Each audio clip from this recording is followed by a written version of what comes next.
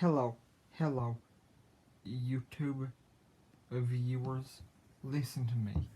Whenever you have to do anything you don't want to do, or go anywhere you don't want to go, always, always, always read Nehemiah 8 with Matthew 6 and 7 and Philippians 4, and also read Matthew 22. After you have read all of these passages,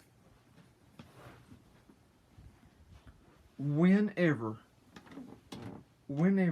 you have to go somewhere or do something that you don't want to do, or whenever you go where you don't want to go, always ask the Lord to replace your bad attitude and thoughts with a good attitude and thoughts, no matter what.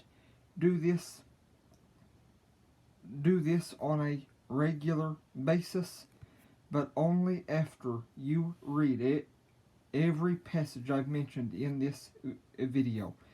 Do this on a regular basis, but only after you read every passage that I have mentioned in this video. Thank you very much. Please like, share, subscribe, and let me know if this helps you in the comments below.